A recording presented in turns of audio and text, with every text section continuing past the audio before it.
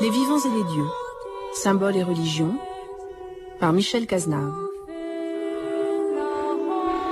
Aujourd'hui, Dieu est l'univers infini.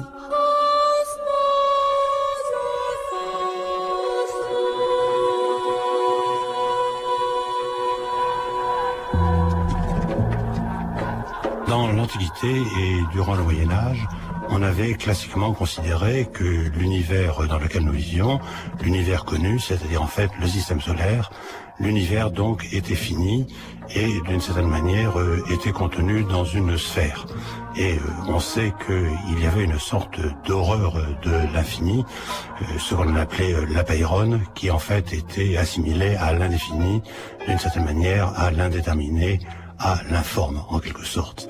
Et l'infini n'était jamais considéré que du point de vue de la potentialité, l'infini auquel on ne pourrait jamais arriver, tel que par exemple l'avait défini un philosophe comme Aristote.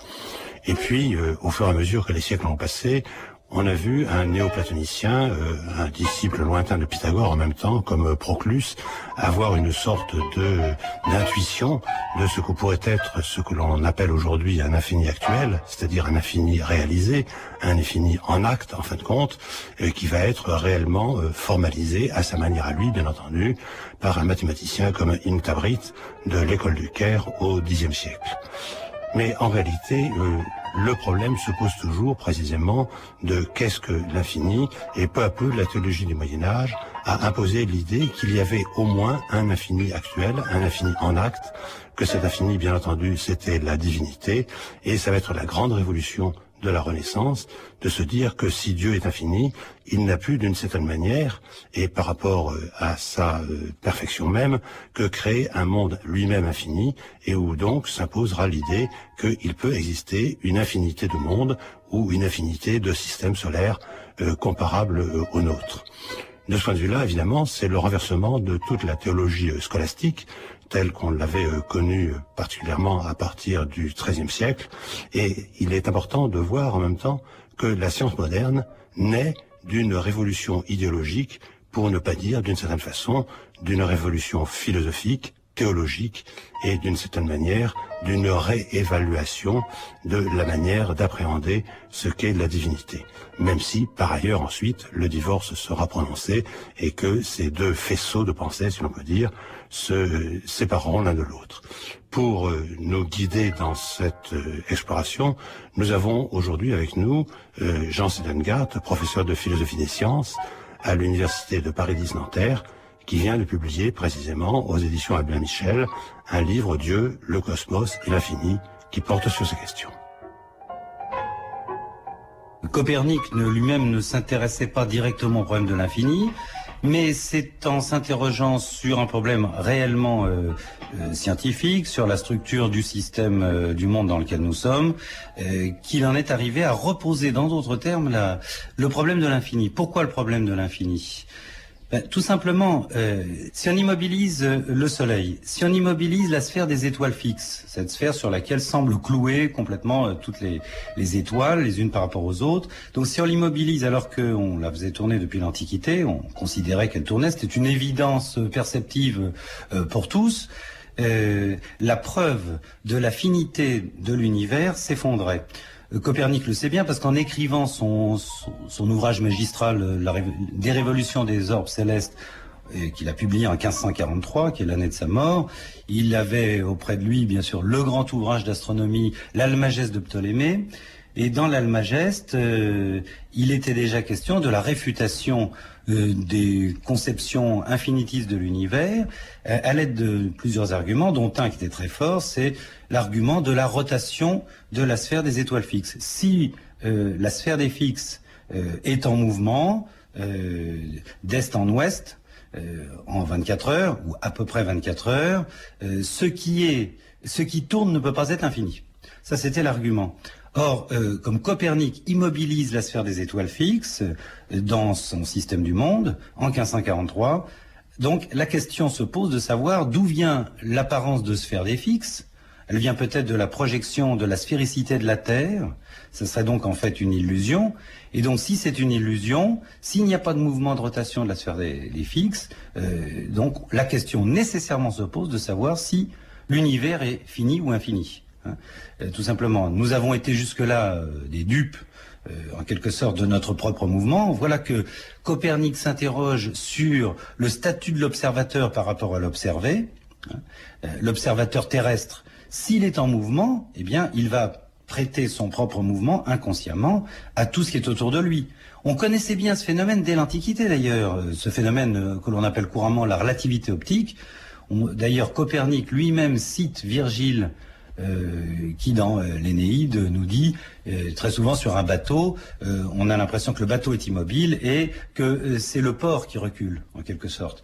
Bon, alors, Copernic nous dit d'une manière très malicieuse, il se trouve peut-être que la Terre est semblable à un navire et qu'elle est elle-même animée de mouvements, et donc de mouvements de rotation axiale en 24 heures sur elle-même, et nous nous sommes fait abuser lorsque nous avons prêté, ou interprété en tout cas, le mouvement apparent de la sphère des fixes comme un mouvement réel. Donc Copernic met en doute ce mouvement, le mouvement de la sphère des fixes, il le réfute, et nécessairement il se demande qu'est-ce qu'il y a au-delà de cette sphère des fixes. Alors, est-ce que, Jean-Sébastien Dalgard, il ne faut pas revisiter l'histoire telle qu'elle nous a été racontée, je dirais, de manière officielle jusqu'ici, puisque d'une part, on nous dit que Copernic a inventé l'héliocentrisme, enfin a imposé l'héliocentrisme, alors qu'on se rend compte que finalement, il faudra quand même des dizaines d'années pour qu'il s'impose réellement, et d'autre part, on nous a toujours dit que Rome, le Vatican, y avait été très opposé, alors qu'on a l'impression qu'au départ, Copernic est plutôt bien reçu. Oui, tout à fait. Copernic est un ami du pape Paul III. C'est à lui qu'il dédicace d'ailleurs, il y a une longue dédicace au début de son Révolution des orbes célestes de 1543. Le pape le remercie, lui offre d'ailleurs des manuscrits d'un poète latin mineur, grec mineur, Théophylax Simocata. Donc Copernic est un chanoine, tout à fait croyant et pratiquant. Il n'a absolument pas de mauvaise relation avec l'Église. Et il est vrai que à la mort de Copernic, un très grand astronome va régner, on pourrait dire, sur toute l'Europe savante. Ça sera Tycho Brahe. Tycho Brahe, dans sa jeunesse, était favorable au système de Copernic. Il a enseigné d'ailleurs à Copenhague, à l'université. Mais très vite, il a eu l'impression que ce système était inexact à propos de la conjonction de Mars en 1588. Il a inventé un système nouveau. Et ce système, qui est un système géo-héliocentrique, c'est-à-dire un peu mixte, c'est-à-dire il faut se figurer en quelque sorte le Soleil entouré de toutes les planètes sauf la Terre, et le Soleil avec son cortège de planètes tournant autour de la Terre qui est toujours le centre de l'univers. Donc ce système de Tycho Brahe, ce système tychonien, a satisfait l'Église pendant, on pourrait dire, la deuxième moitié du XVIe siècle, et il faudra attendre une nouvelle génération, la génération de Kepler, de Galilée et de Descartes, pour revenir, opérer un retour à Copernic et en montrer le bien fondé. Évidemment, en poussant plus loin le système de Copernic, en conservant l'héliocentrisme, mais en cherchant des preuves de cet héliocentrisme et en essayant de l'aménager pour de manière à constituer des tables astronomiques meilleures que celles de Ptolémée et de Copernic lui-même. Et ça, c'est tout le travail de la génération, on pourrait dire, de la première moitié du XVIIe siècle.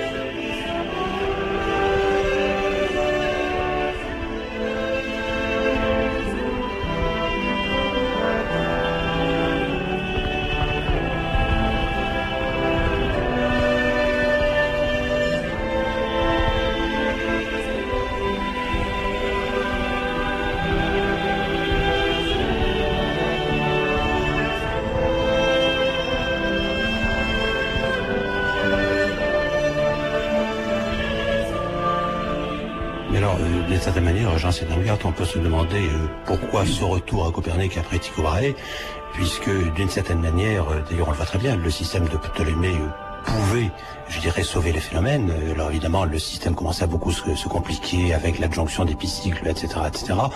Et le système de Tycho Brahe pouvait correspondre au moins aux apparences. Donc on a l'impression qu'il y a un moment où tout à coup on s'aperçoit que même ces systèmes, même je dirais affinés par Tycho Brahe, ne correspondent plus vraiment à la réalité ou posent des problèmes qui sont insolubles. Et je pense que ça va être la grande tâche de Kepler. C'est la grande tâche de Kepler. C'est vrai que Kepler était l'assistant, on dirait l'astronome adjoint de nos jours de Tycho Brahe.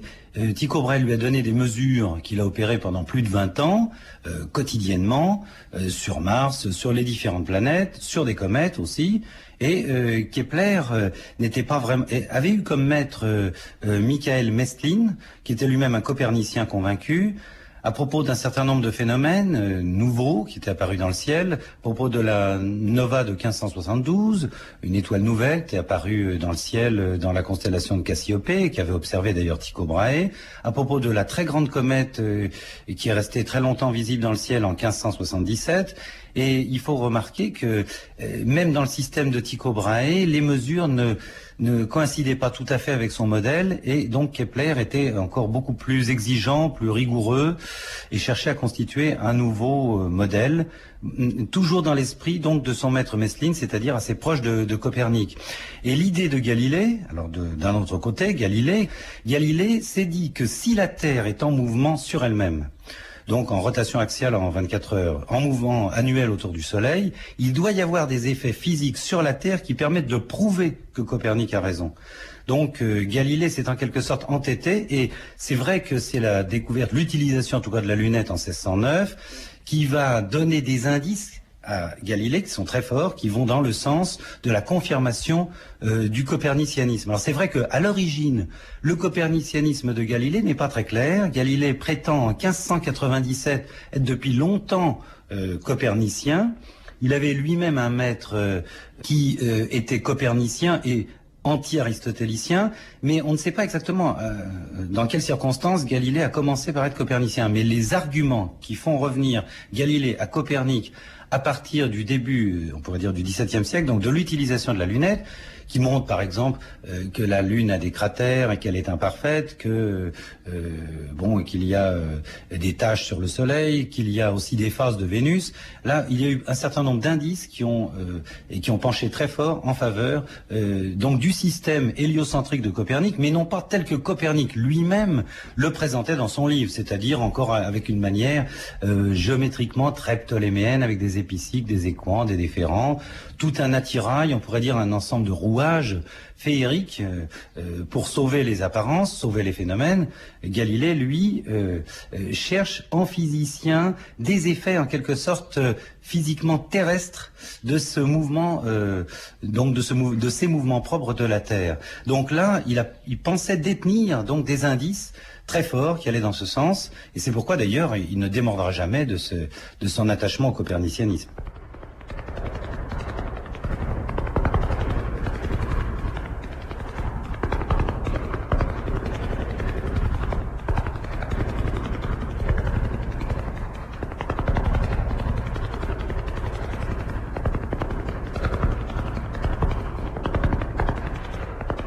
Mais alors, si nous nous attachons un petit moment à la figure de Kepler, parce que je pense quand même qu'il marque une date vraiment importante dans l'histoire des sciences, il est copernicien à l'évidence, il l'affirme très fort, et ses travaux après le Mysterium le montreront très très largement. Dès le Mysterium, le Soleil est au centre. Mais curieusement, par rapport à ce que vous disiez, cette liaison sous-jacente, si l'on peut dire, entre le copernicanisme et l'infini, Kepler est quelqu'un qui clairement, lui, refuse l'infini du monde. Oui, il a de nombreux arguments, dont un qui est extrêmement fort, en fait. Bon, il a entendu parler de Giordano Bruno, qui était donc infinitiste. Il échange des lettres avec un ami très haut placé politiquement, Wacker von Wackenfels, Wachenfels était pour Bruno, pensait qu'il y avait donc une infinité de systèmes coperniciens en quelque sorte, que le système solaire n'était qu'un système parmi d'autres, et cette idée-là donnait froid dans le dos, si je puis dire, à Kepler. Il parlait d'ailleurs de l'horrible philosophie de Giordano Bruno. Le maître de Kepler, enfin du moins le patron de Kepler, Tycho Brahe, était lui-même très hostile à cette vision du monde propre à Giordano Bruno. Il faisait des jeux de mots très durs à son encontre. Il l'appelait le Nolin, tout le monde appelait Bruno le Nolin, mais il l'appelait le Nolin nul en quelque sorte. Nolanus, nullanus.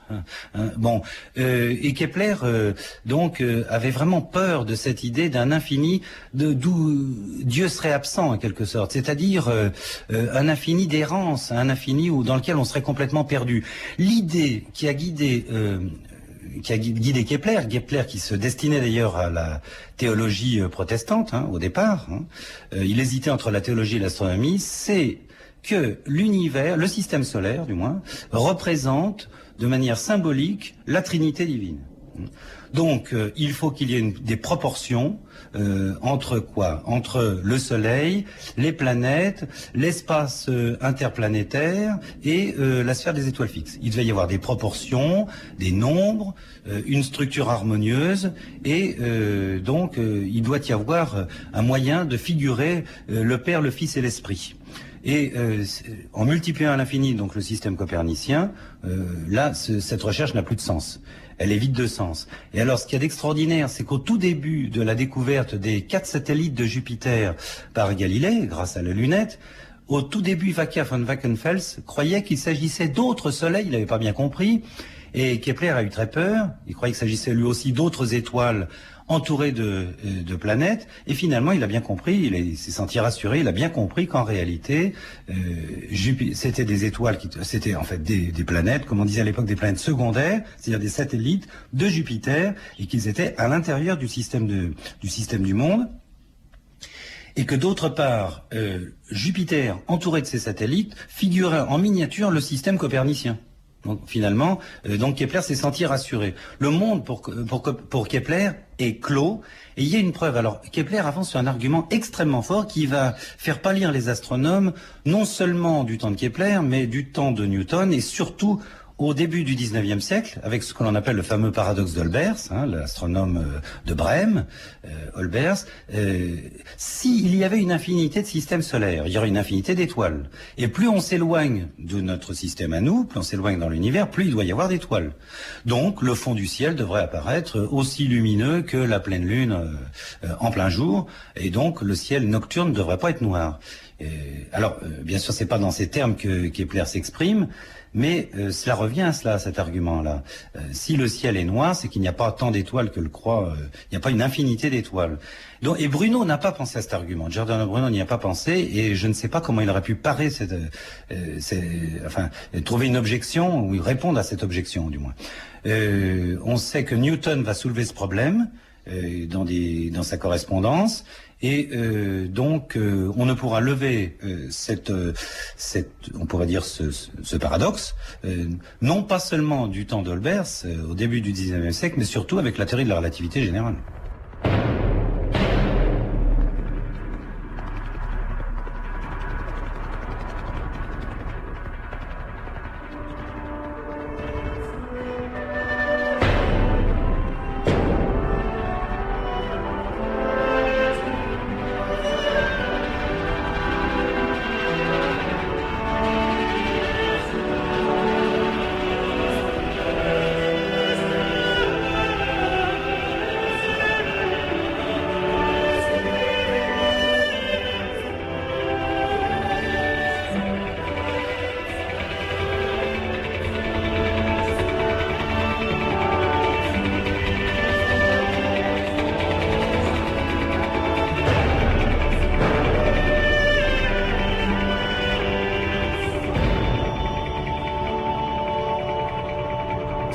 rester encore un tout petit instant sur Kepler et Jean Sedengart, il me semble emblématique dans la mesure où, vous le disiez, d'une certaine manière, la démonstration que le Soleil doit être au centre, c'est en effet que dans la Trinité, le Père occupe la place centrale, enfin le fameux paragraphe du Mysterium Cosmographicum.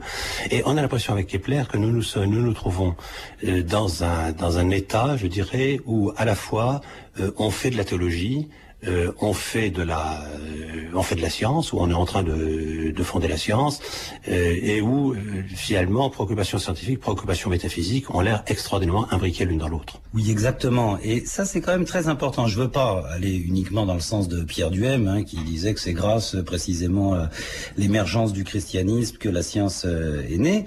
Mais il est vrai que à l'époque, il y a une idée qui remonte au moins à Saint Augustin et qui va marquer, on pourrait dire, toute la patristique. C'est cette idée que Dieu s'exprime. Dieu s'exprime, on le retrouve dans la formule biblique, Dieu crée l'homme à son image et ressemblance, l'imago similitudo, l'image et la ressemblance. Très important, cette idée que Dieu étant quelque chose, un être, il fait quelque chose. Qu'est-ce qu'il fait? Il s'exprime, il se déploie, et donc en fait l'univers est l'expression de Dieu. Il est dit aussi dans les psaumes que, en quelque sorte, l'immensité du ciel annonce la gloire de Dieu, en quelque sorte. Donc, et dans tous ces esprits, on pourrait dire totalement imprégnés de théologie, comme celui de Kepler.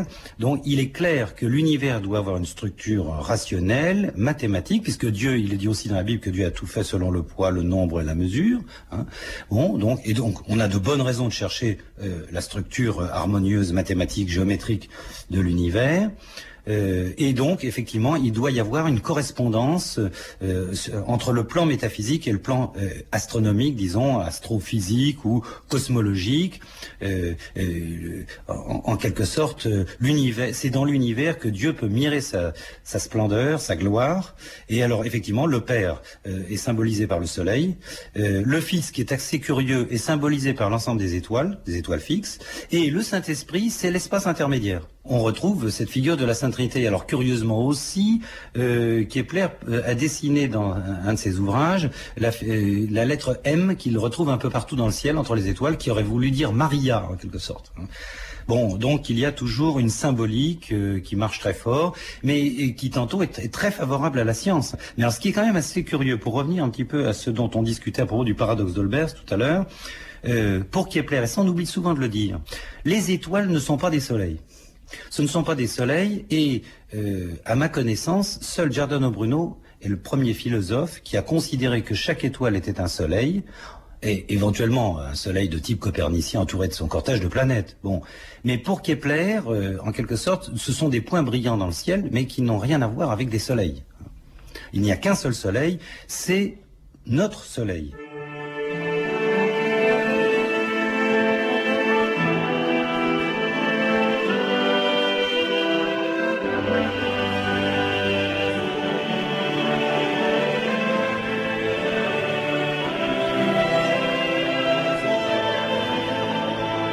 Lorsqu'on se représentait l'univers comme fini, pris dans une grande sphère, si on peut dire, par définition enfermé sur elle-même, il y avait un paradoxe qui était connu depuis longtemps, qui d'ailleurs avait déjà été soulevé dans l'Antiquité, de dire, mais si je me tiens au bord de l'univers, si je tends le bras, est-ce qu'il y a encore de l'espace? Parce que si je tends le bras, dans quoi est-ce que je tends le bras?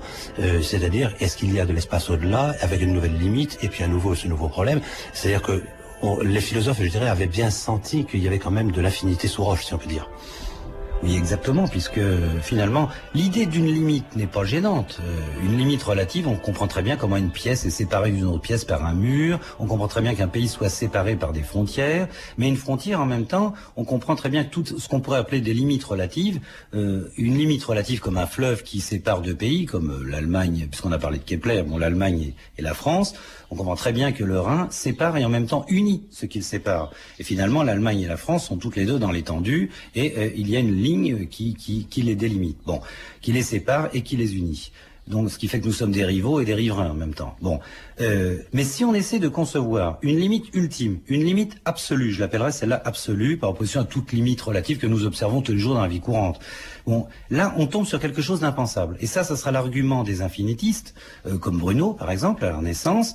Hein, l'idée d'un univers clos, qu'est-ce qu'il y a au-delà de l'univers? Alors, la question que pose Bruno, elle est malicieuse. Il se demande qu'est-ce qu'il y a au-delà de l'univers si, effectivement, je passe ma main ou si je m'envole.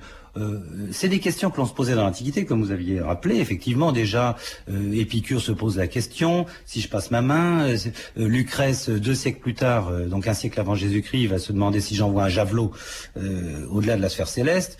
Même Descartes reprend cet argument dans les réponses aux premières objections de Catérus. Il dit, si je passe mon épée au travers de la sphère des fixes, hein, qu'est-ce qu'il y aura de l'autre côté? Alors, de 2 choses l'une. Ou l'épée ne ressort pas, ou elle ressort. Si elle ressort, c'est qu'elle est dans l'espace. Donc, limiter de l'espace par de l'espace, c'est ne pas le limiter. Et si elle ne ressort pas, on ne comprend pas très bien comment rien viendrait empêcher quelque chose, en quelque sorte, d'avancer. Donc l'idée d'une limite ultime est absurde. Elle est impensable, et c'est pourquoi, en quelque sorte, on se débarrasse du problème de ce qu'on appelle de nos jours le paradoxe du bord, hein, le problème de la limite ultime, en affirmant l'infinité de l'univers. Mais évidemment, en affirmant l'infinité de l'univers, on retombe sur le paradoxe d'Olbers. Oui, mais en même temps, est-ce qu'on ne retombe pas sur un problème, je dirais, classique de la philosophie et que les théologiens avaient quand même déjà largement exploré, à savoir que si Dieu a créé l'univers, Dieu étant l'infini absolu, si l'on veut dire, il ne pouvait créer que, si évidemment il crée à sa ressemblance et selon son ordre propre, il ne pouvait créer que quelque chose d'infini, même si cet infini n'était pas toujours très actualisé, je dirais, dans la pensée des... Oui, et ça, c'est peut-être la grande différence qu'il y a entre la pensée antique et la pensée de la Renaissance. Je sais qu'entre les deux, il y a bien sûr le Moyen-Âge. Au Moyen-Âge, on admet l'infinité divine qui ne fait pas problème. Dans l'Antiquité, l'infinité divine ne veut pas dire grand-chose. Je ne parle pas du christianisme ou du judaïsme. Hein. Bon, mais c'était un peu un non-sens. Hein. Si ce n'est l'éternité. Hein. On considérait que les dieux étaient sans commencement ni fin, hein, bien sûr. Enfin, il y a des généalogies des dieux, hein, quand même. Hein, mais on peut admettre que des dieux de philosophes aient toujours existé ou que l'univers ait été éternel. Mais en ce qui concerne, voilà, le Dieu biblique, il y a le dogme biblique de la création. Et dans cette idée de création, il y a l'idée de, justement, on en parlait tout à l'heure, de cette expression. Dieu s'exprime dans sa création et la créature doit garder une trace de Dieu, en quelque sorte, même si cette trace n'est pas du tout semblable à Dieu, mais elle a quelque chose de divin. Un Dieu infiniment bon, infiniment puissant, omniscient, ne peut créer, pour les infinitistes de la Renaissance, qu'un univers infini. Pourquoi ? Parce que s'il crée un univers fini, même gigantesque, hein, même absolument immense, puisque l'univers copernicien, même s'il est clos, il est extrêmement grand, puisque on avait remarqué, si on admettait d'ailleurs l'hypothèse de Copernic, ce Copernic considère lui comme la vérité, si la Terre fait donc un immense tour autour du Soleil en 1 an, on devrait voir les étoiles sous des angles différents à 6 mois d'écart. Or, quand on faisait des mesures, à l'époque de Copernic ou même de Tycho Brahe, on ne trouvait pas de variations angulaires, qu'on appelle des parallaxes, hein, en géométrie tout simplement, et on s'était dit donc de 2 choses l'une, ou on est copernicien, on considère que cet univers est gigantesque, mais clos, ou alors c'est bien la preuve que la Terre est au centre de l'univers et qu'il n'y a pas de variation à 6 mois d'écart, d'angles sous lesquels on verrait les étoiles. Donc, même si Dieu crée un univers gigantesque mais clos, le fini par rapport à l'infini est considéré comme nul. Il y a on pourrait dire un genre de, non pas de proverbe, mais d'axiome communément reçu dans l'Antiquité, que l'on trouve dans le livre 8 de la physique d'Aristote, dans son traité du ciel également. Entre le fini et l'infini, il n'y a pas de proportion. Donc un Dieu infini qui créerait un univers fini, c'est comme s'il ne créait rien, finalement, hein, puisqu'il y a un écart infini entre l'infini et le fini. Donc, on considère que si Dieu n'a créé que du fini, même gigantesque, c'est qu'il a été avare de sa toute-puissance. Et un Dieu avare, qui aurait pu créer une infinité d'univers, ou de mondes, pardon, dans l'univers, serait beaucoup plus généreux, serait supérieur en quelque sorte. Donc c'est impensable. On arrive à une absurdité constitutive de la nature divine si on affirme que l'univers est clos. Ça voudrait dire que Dieu n'a pas voulu. Alors évidemment, il y a eu déjà des objections contre l'infinitisme dès le Moyen-Âge. Saint Thomas d'Aquin avait pensé aussi que Dieu est infiniment puissant et qu'il peut créer, s'il le veut, une pluralité infinie de mondes, mais il n'a pas voulu le faire. Pourquoi? Parce qu'il a voulu clairer le meilleur. Donc on sortait de cette difficulté en considérant que, en fait, il faut distinguer la toute-puissance divine et sa volonté qui est ordonnée au bien, ou au plus grand bien possible. Donc Dieu pouvait créer une infinité d'univers, mais il n'a voulu en créer qu'un seul. Ça, c'est une absurdité irrecevable pour Bruno. Je pense que c'est là la grande différence entre la Renaissance et le Moyen-Âge. À la Renaissance, alors qu'on est en train de repenser, de redémarrer, on pourrait dire, dans le domaine de la connaissance, de considérer que tout n'a pas été dit, vu par les anciens, et que l'on a trouvé des tas finalement, de contre-exemples aux affirmations de la science aristotélicienne, à la fin du Moyen-Âge, début de la Renaissance, hein, et les contre-exemples commencent à s'accumuler très gravement, hein. On considère qu'il est inconséquent, absurde, incohérent, d'affirmer l'infinité de Dieu, et de ses attributs d'un côté, et d'autre part qu'il n'aurait créé et d'affirmer la finité de l'univers, c'est-à-dire de poser un univers antico-médiéval, clos, fini, finalisé, etc., anthropocentré, et en même temps affirmer l'infinité divine. Il faut que l'effet, l'univers, soit à la hauteur de la cause, qui est Dieu. Hein, en quelque sorte, voilà. On pensait qu'il y avait un équilibre nécessaire entre la cause et l'effet. Bruno parle, lui, de la loi irréfragable des relatifs ou des corrélatifs. Hein, la cause et l'effet. Et il dit toujours, et même jusqu'à la face de ces inquisiteurs, des inquisiteurs en 1592, il leur redit même jusqu'à sa mort en 1600, que, en fait, nier que l'univers est infini, nier l'effet infini, c'est nier la cause infinie. C'est donc porter offense à la nature divine.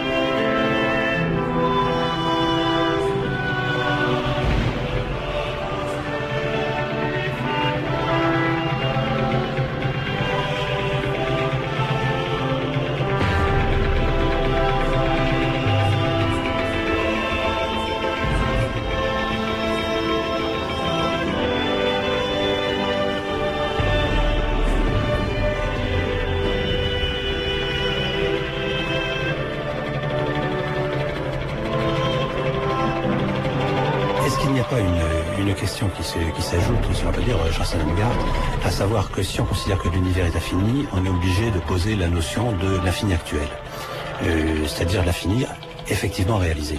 Parce que l'infini potentiel, bon, ça, depuis Aristote, on le connaît bien. On voit très bien comment il est plus ou moins remis en cause par Proclus, qui a l'intuition de l'infini actuel, mais Proclus n'ose pas y aller, quand même, jusqu'à l'infini actuel. Et on voit bien comment la philosophie a eu énormément de mal, finalement, à penser l'actualité de l'infini, et que, à la limite, d'ailleurs, il faudra pratiquement attendre la mathématique des ensembles et la fin du 19e siècle pour poser réellement l'infini actuel.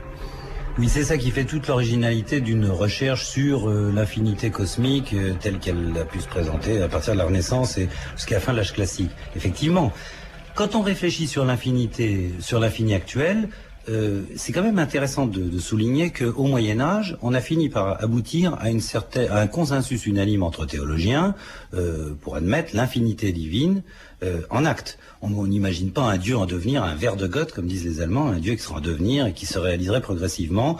Donc l'idée que Dieu ne peut être qu'infini, parce que l'infini est du côté du parfait, et Dieu donc est infini, existant en acte. C'est-à-dire il est d'emblée tout ce qu'il est lui-même. Voilà. Et c'est au sein de cette éternité qu'on peut penser la temporalité. C'est d'ailleurs ce qu'a fait saint Augustin quand il s'interrogeait sur le temps qui est pris à l'intérieur de l'éternité. Mais alors, quand on pense à l'infinité cosmique, si on pense à la durée cosmique, si on admet par exemple que l'univers a été créé un jour, bon, à un commencement, ce qui est le dogme biblique, hein, qui n'a pas été remis en cause à l'Antiquité, du moins au Moyen Âge et à la Renaissance. On comprend bien que l'infinité du temps, à parte post, comme on dit, à partir de cette création, cet infini est effectivement en puissance. C'est-à-dire que demain n'est pas encore, hier n'est plus. Donc on a eu un infini successif en quelque sorte. Mais quand on pense à l'infinité spatiale, moi c'est ça qui m'a beaucoup plus intéressé finalement. Quand on pense à l'infinité spatiale, l'espace tel qu'on le pense, au moins jusqu'aux géométries non euclidiennes, donc disons vraiment au moment où tout cela est mûr, au milieu du 19e siècle, on pense l'espace comme, en quelque sorte, l'ensemble des coexistences. C'est-à-dire, l'espace, on ne peut le penser que comme forme de simultanéité. L'en même temps, c'est ce qui caractérise l'espace. Donc, si l'espace est infini, toutes les parties de l'espace doivent coexister, et donc on peut avoir affaire qu'à un infini existant en acte. Donc voilà, toute la difficulté finalement qu'il y a eu à la Renaissance, chez des hommes comme Bruno et d'autres, il n'est pas le seul, Patrizzi ou d'autres, ou même on pourrait citer Campanella, Gassendi et même Descartes. Il va falloir donc conceptualiser, pardon pour ce mot un peu lourd, penser à nouveau frais, donc un infini en acte, qui ne soit pas divin, qui ne soit pas suprasensible, mais qui soit la totalité du monde sensible finalement, avec tout ce qui existe, dépourvu de limites spatiales. Peut-être d'ailleurs durant pour l'éternité ou durant même pour une durée finie. Mais donc si on débarrasse l'univers de ses limites médiévales, donc on ne peut le penser que sous la forme d'un infini existant en acte. Alors il y a eu des solutions pour ne pas confondre cette infinité cosmique avec l'infinité divine.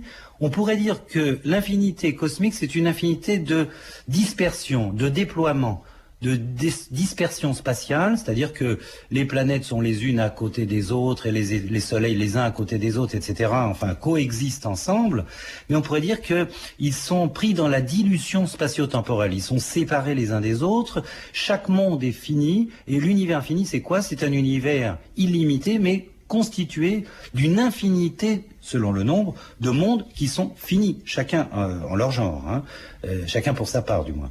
Donc, voilà, on aurait donc un infini numérique, il y a une pluralité infinie de mondes dans l'univers, un infini spatial, l'espace est infini, c'est-à-dire illimité, dans les 3 dimensions, mais il n'y a pas de concurrence avec l'infinité divine, parce que déjà, le grand Nicolas de Cuse, dès la première moitié du XVe siècle, qui avait déjà pensé à une infinité de l'univers tout à fait possible et à l'infinité divine. L'infinité divine est une infinité d'un autre ordre. Elle est une infinité non étendue, bien que Dieu soit partout. Dieu est omniprésent, mais en même temps, il est tout entier en chaque point de l'espace. Tandis que, par exemple, si je pose, par exemple, un livre sur cette table, s'il est à gauche de la table, il n'est pas à droite, il est limité en quelque sorte dans sa présence. Tandis que Dieu serait tout entier en chaque point de l'espace. D'où cette idée, cette formule assez extraordinaire que l'on trouve chez Nicolas de Cuse, au livre 2 de sa Docte ignorance de 1440, il dit que l'univers est une sphère infinie dont le centre est partout, la circonférence nulle part. Dire que le centre est partout, ça veut dire en même temps que Dieu est partout. Donc vous voyez, quand on prend l'univers de Nicolas de Cuse, qui est donc un siècle avant Copernic, cet univers métaphysique de Nicolas de Cuse n'est pas du tout angoissant, contrairement à ce que croira plus tard Kepler, parce qu'il est infiniment saturé de la présence divine, en quelque sorte. Dieu serait dans l'univers. Et donc il n'est pas choquant, si Dieu est infini, mais d'une infinité immatérielle et ponctuelle, on pourrait dire, semble représentable par un point mathématique, peut-être. Nicolas de Cuse a une meilleure formule que le point mathématique. Il parle d'un infini compliqué, alors que l'infinité de l'univers, c'est un infini expliqué. Expliqué, ça veut dire déplié, déployé, étendu, qui se déroule comme cela, même si ce déroulement se fait en un instant, d'ailleurs, dans un infini existant en acte, en quelque sorte. Mais l'infini compliqué de Dieu peut se retrouver en chaque point de l'espace. Donc, on a un univers qui est donc habité partout de l'omniprésence divine, en quelque sorte, mais pas d'une présence du type matériel, puisque comme je disais tout à l'heure, si mon livre est à gauche, il n'est pas à droite, alors que Dieu, même s'il est tout entier dans une mouche, ou même dans dans les facettes des yeux à facettes d'une mouche, il est aussi tout entier. Il n'y a pas plus de Dieu, finalement, dans un éléphant que dans une mouche. C'est des discussions qu'on aura au XVIIe siècle, c'est assez curieux. Il est tout entier en chaque point de l'espace. Donc, on voit bien que la modalité de la présence de l'existence divine, est tout à fait différente, distincte en quelque sorte, de la présence de la créature. La créature, elle est ce qu'elle est, elle a une naissance, une mort, elle est finie, mais il y a une infinité de créatures qui représentent finalement chacune l'une des facettes possibles de la divinité.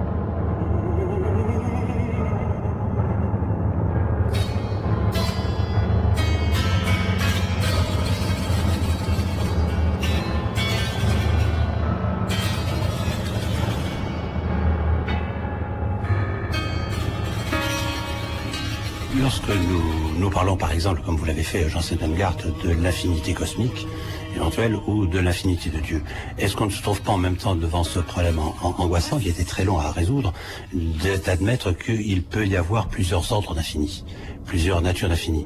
Bon, ce que va résoudre Cantor, on le sait très bien, dans sa fameuse formule d'ailleurs, l'infini absolu, ou Dieu, dit-il, et l'infini relatif, ou le transfini, mais qui permet du coup d'avoir des infinis avec lesquels on peut calculer, des infinis qui sont d'ordre différent, et des infinis qui finalement se subsument sous un infini qui a un infini divin et qui lui finalement échappe à notre portée. Oui, voilà, c'est ça. Là, on en arrive à... Alors, il a fallu, justement, à partir de la Renaissance, penser à une hiérarchie de types d'infini, de formes d'infini.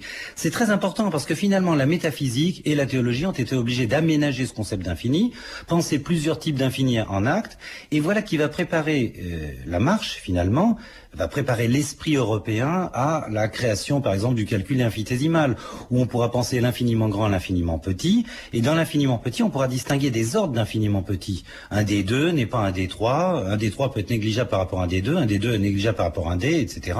Donc, on a des différentiels qui sont d'ordre différent. Cette notion d'ordre est très importante, elle va d'ailleurs même structurer la plupart des fragments de Pascal, et qui distinguent les trois ordres, on sait bien l'ordre de la chair, l'ordre de l'esprit, l'ordre de la charité, et finalement, on comprend très bien qu'entre les ordres, il peut y avoir une transcendance, un saut, un écart infini, on pourrait dire, entre chaque ordre. Par exemple, Blaise Pascal veut nous faire comprendre que la plus grande intelligence humaine, la plus grande intelligence concevable, ou le trait d'esprit le plus génial n'est rien par rapport finalement à un geste de charité. Il y a une différence de nature, il y a passage à un autre ordre, donc cette hiérarchie des ordres, alors ça c'est tout à fait nouveau. Et alors peut-être, bien sûr, aussitôt que l'on a distingué une pluralité d'ordres d'infini, il va falloir s'interroger sur la possibilité de hiérarchiser. Alors Dieu, bien sûr, est au sommet de cette hiérarchie. Et il échappe. Et il échappe même par sa nature, parce que quand il y a une hiérarchie, on peut même se demander s'il n'y a pas une hiérarchie infinie d'ordre d'infini. C'est d'ailleurs la question qui sera posée par Cantor au XIXe siècle, et c'est pourquoi encore de nos jours, entre mathématiciens, il y a des querelles, entre potentialistes et actualistes, parce qu'avec l'ensemble des infinis, l'ensemble des ordinaux, par exemple, on peut trouver encore un infini potentiel, on peut toujours ajouter des classes nouvelles d'infini si on veut, mais ce que l'on a bien compris au moins à partir du XVIIe siècle, par exemple Spinoza, pour ne citer que lui, c'est que l'infinité divine, qui est d'ordre métaphysique, n'a plus rien à voir avec l'infinité mathématique. Elle est d'un autre ordre, c'est-à-dire que il faut concevoir l'infinité divine comme un maximum, un nec plus ultra, quelque chose d'indépassable, ce que les métaphysiciens finalement appellent l'absolu ou l'inconditionné. Tandis que l'infini mathématique, on peut toujours concevoir une grandeur plus grande qu'une autre. Par conséquent, quand on a conceptualisé l'infini en mathématiques, depuis l'Antiquité d'ailleurs, Aristote discute ces points-là dans le livre 3 de la physique, et il dit on peut toujours concevoir une grandeur plus grande qu'une autre. Alors il dit mais évidemment, on peut aussi concevoir en pensée une grandeur qui serait plus grande que l'univers. Mais il dit mais c'est absurde parce que le réel précède le possible, et finalement, si l'univers est clos, et lui il affirme que l'univers est clos, l'idée, c'est pas parce que notre esprit peut toujours ajouter une grandeur à une autre grandeur qu'il a raison de le faire, puisqu'il y a une grandeur maximale qui est l'univers. Donc,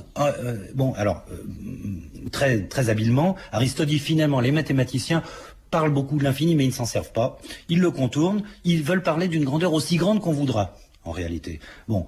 Donc, en mathématiques, en fait, dans les mathématiques classiques jusqu'au 19e siècle, on pourrait très bien dire que l'infini mathématique, par exemple, l'infiniment grand, n'a pas de maximum. Hein. C'est donc l'idée c'est un infini potentiel que l'on peut toujours, on n'a toujours finalement que du fini, et on peut toujours l'agrandir autant que l'on voudra. De même pour l'infiniment petit, on peut toujours diviser un segment de droite en une infinité de grandeurs, et dont aucune ne sera la dernière. Hein. Il n'y a pas une grandeur maximale et une grandeur minimale. Mais du côté de la métaphysique, on considère qu'il y a une grandeur suprême, un indépassable, quelque chose de tel que rien de plus grand ne peut être pensé, c'est Dieu.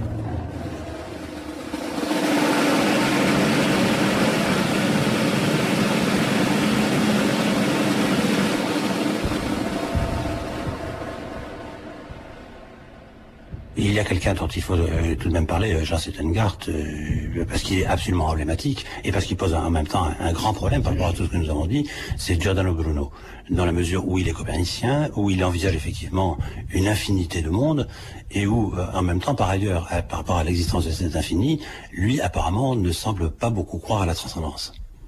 Oui, alors c'est un point délicat. Bon, l'ensemble des interprètes est d'accord pour admettre que le Dieu de Bruno est un Dieu immanent, un Dieu qui se tient dans l'univers et même qui se confond à peu près avec l'univers.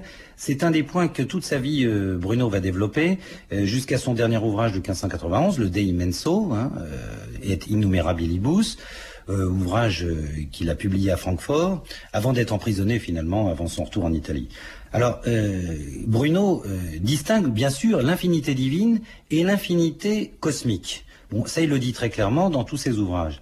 Seulement, quand on se demande quels sont les rapports entre l'un et l'autre, Bruno nous fait une réponse assez curieuse, semble nous dire que la distinction entre l'un et l'autre n'est qu'une distinction de raison. C'est-à-dire que, en quelque sorte, c'est une abstraction. Quand je distingue Dieu de l'univers, en réalité, l'univers devient incomplet. Alors, évidemment, ce point va faire horreur pour tous les auteurs du XVIIe siècle.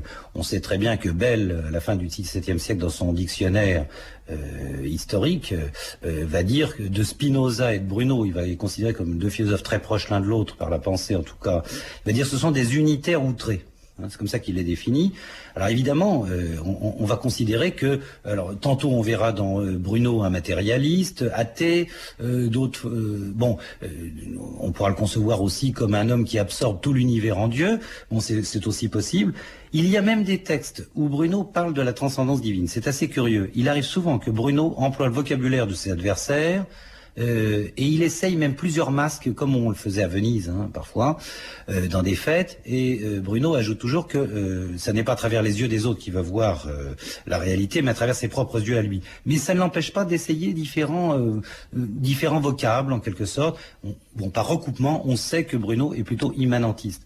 Alors évidemment, il lui arrive de parler du spiritus mundi, ou de la mens même.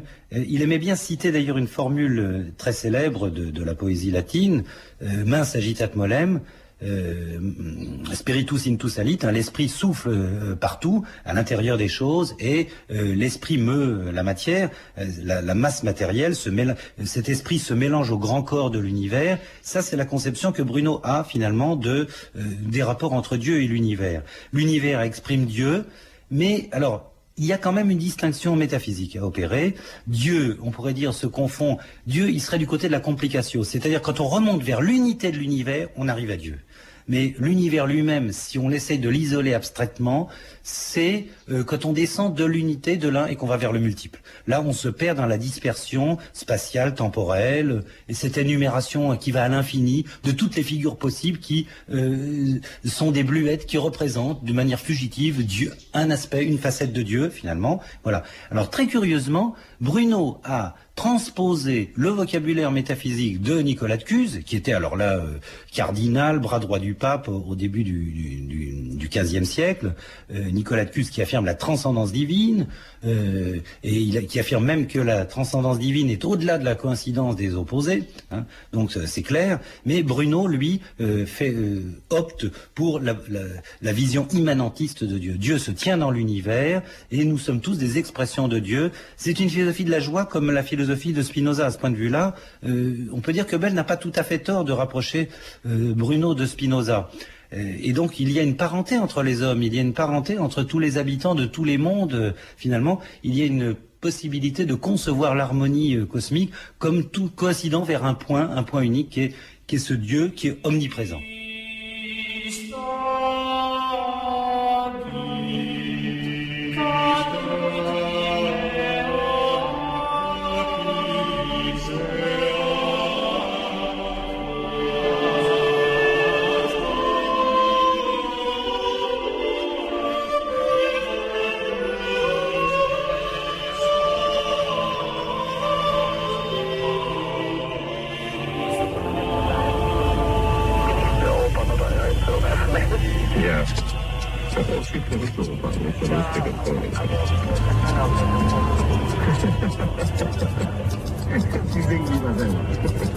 Pour le 8 avenue Kennedy, restaurant La Pêcherie.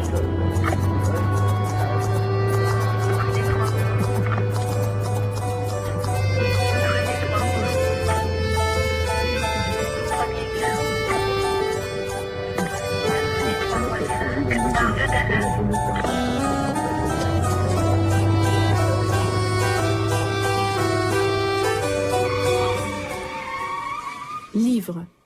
Dans un registre qui, souterrainement, est sans aucun doute relié à ce que nous venons de dire, même s'il s'applique à des problèmes tout à fait contemporains et que apparemment cela n'a pas grand-chose à voir avec, je voudrais signaler l'étude de Jean-Jacques Wenenberger, Imaginaire et rationalité des médecines alternatives, aux éditions Les Belles Lettres.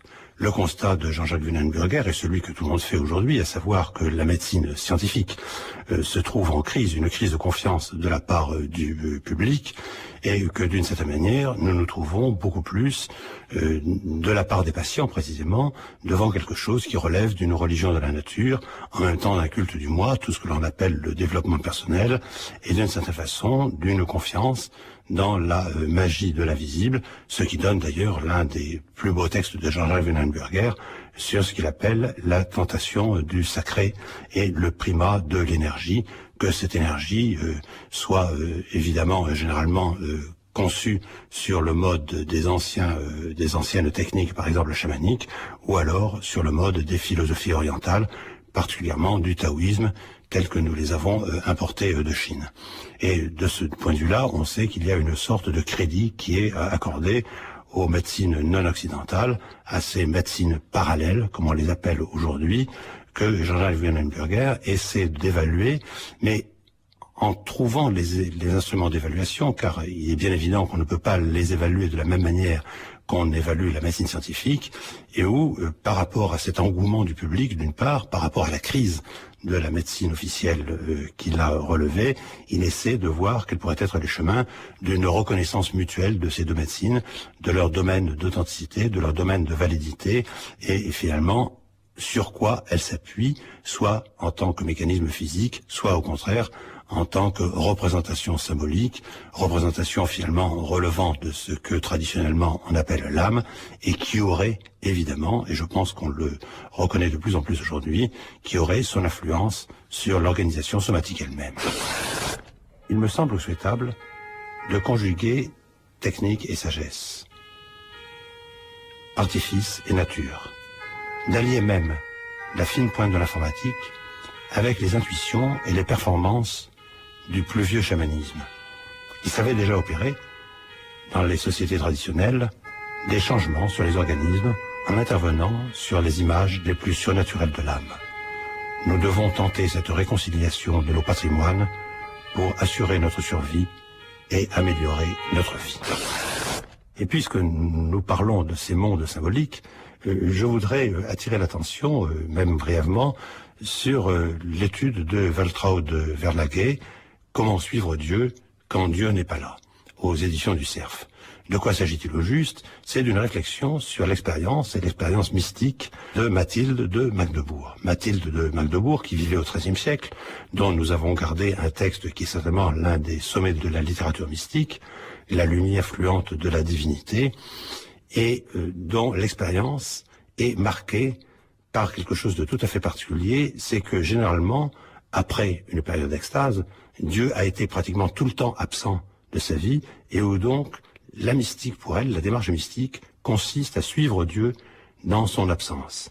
Et d'une certaine manière, même sous la queue de Lucifer, je reprends là l'une des expressions de Mechtel de Magdebourg. Et on voit très bien comment, d'une certaine manière, nous ne sommes pas loin de la philosophie du diable que l'on trouve chez un mystique musulman comme Al-Hajj, le rôle qu'il donne à Iblis dans sa réflexion, où nous ne sommes pas loin de ce qu'on appelle la supposition impossible de François de Sales au XVIIe siècle, qui disait « j'irai même en enfer si Dieu le voulait ». Et de ce point de vue-là, on voit très bien comment ce qui est en question, c'est l'union de l'abaissement, du délaissement de soi, de l'anéantissement de soi, de l'abandon de soi-même, l'union avec l'éloignement de Dieu, c'est-à-dire on s'anéantit en faveur d'un pur néant, et c'est ainsi que l'on reçoit à la fin la véritable jouissance divine. Très cher, quand désireras-tu que je le désire? Ainsi parla la pauvre âme. Son très cher lui répondit, et parla comme s'il ne savait pas ce qu'elle voulait. Que désires-tu? Elle se plaignit alors. Malheur, Seigneur, maintenant tu m'es étranger depuis trop longtemps.